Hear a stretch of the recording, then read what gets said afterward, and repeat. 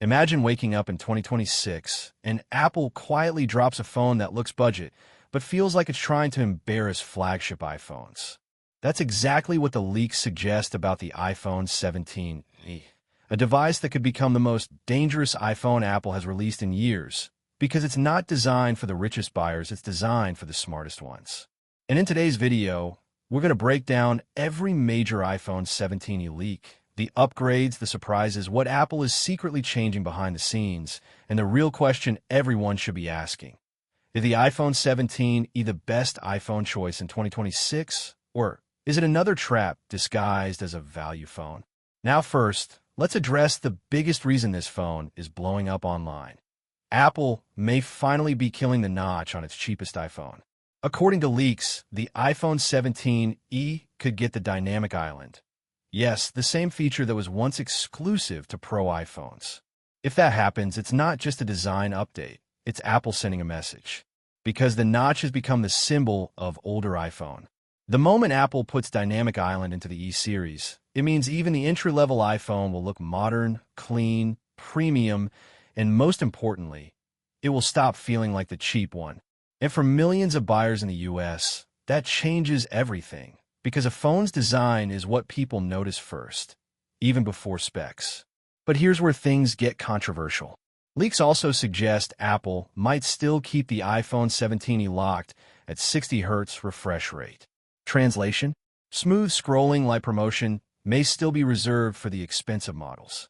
And if you've ever used a 120 Hz phone, you already know 60 Hz feels slower, less responsive, almost outdated, especially in 2026. But Apple knows something most companies don't. The average buyer doesn't even check refresh rate. They check the camera, the design, battery, and whether the phone feels fast.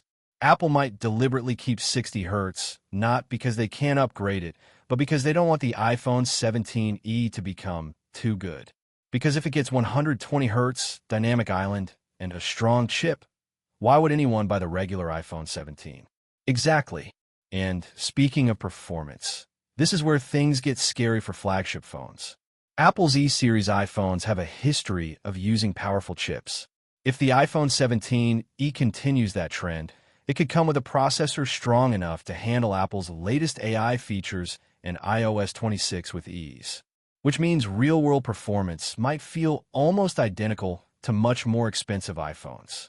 Apps opening instantly, smooth multitasking, fast photo processing, better gaming performance, all of it. And that creates a situation Apple hates. A cheaper iPhone that feels too close to the flagship experience. But Apple also loves it because it makes people upgrade faster. If the iPhone 17e feels powerful and premium for less money, millions will upgrade who normally wouldn't. Now let's talk about the most important feature for most Americans, battery life. If Apple wants the iPhone 17e to dominate the mid-range market, battery has to be a weapon. And leaks hint at efficiency improvements. And that can translate into real all-day use. Scrolling, messaging, watching videos, using maps, even some gaming, without the anxiety of carrying a charger. Apple understands one truth. A phone with great battery turns into a phone people fall in love with.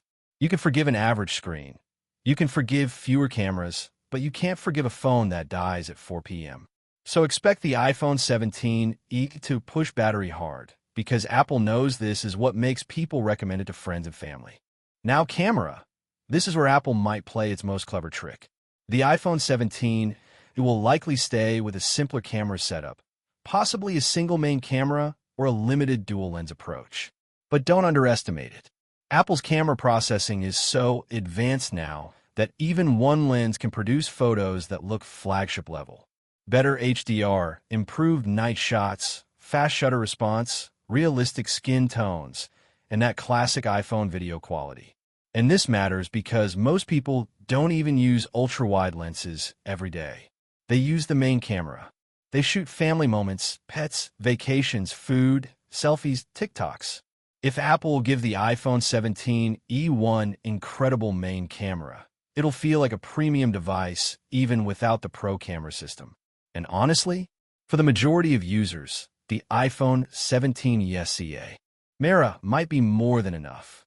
But what really makes this phone interesting isn't only hardware, it's Apple's timing strategy. Leaks suggest Apple may launch the iPhone 17e early in the year, potentially February or March 2026. That's huge, because Apple usually dominates September, but the early year market is wide open. Samsung has momentum, Google has momentum, and Android phones flood the market. Apple dropping the iPhone 17e in early 2026 would be like stepping into the battlefield when no one expects it and grabbing attention for months. It also means the iPhone 17e could become the default iPhone recommendation for 2026 long before Apple releases the next flagship models. Now, let's talk about price, because price decides everything. If Apple keeps the iPhone 17e close to the iPhone 16es pricing, it could become the best-selling iPhone of the year. But there's also a chance Apple increases the price slightly due to upgrades like Dynamic Island. And here's the psychology. Apple can raise the price and still call it affordable, as long as it stays far below Pro models. Most buyers will still justify it, because for them, this isn't a cheap phone, it's a smartphone. The iPhone 17e is for people who want the iPhone experience, premium design, fast performance, and a powerful camera, but don't care about having the most expensive iPhone in the room. And now we get to the most important part. Who is the iPhone 17e actually for? If you're using an iPhone 12, 12 mini, iPhone 11, XR, or anything older, the iPhone 17e could feel like a massive leap. Better design, faster performance, improved camera processing, stronger battery, and access to Apple's newest software features. And for Android users who want to switch to iPhone without paying flagship pricing, the iPhone 17e could become the easiest yes Apple has ever offered. But there's still a trap here, and you need to hear it.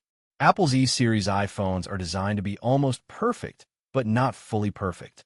The missing features are intentional. 60Hz screen, fewer cameras, possibly older materials, and maybe even fewer premium extras. Apple doesn't want you to be fully satisfied forever. They want you to love the phone, but still desire the Pro model later. That's Apple's genius. They create a phone that feels premium enough to win your heart, but incomplete enough to keep you dreaming. So the real question is not whether the iPhone 17e will be good. It almost definitely will be. The real question is whether it will be the smartest buy of 2026. And based on leaks so far, Apple might be preparing something that could destroy the mid-range smartphone market in the US. A phone that looks premium, runs fast, has strong battery life, and delivers iPhone-level cameras without the premium price. That's not just a phone. That's a strategy. And here's what I want you to do. If the iPhone 17 launches with Dynamic Island and strong performance while staying under premium pricing, it could become the iPhone that most people should buy. Not the Pro, not the Ultra flagship, the iPhone 17.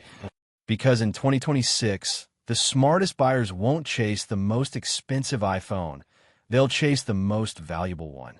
So now tell me in the comments, would you buy the iPhone 17e in 2026, or would you still choose the Pro model? And if Apple keeps it at 60 Hz, does that matter to you or not at all?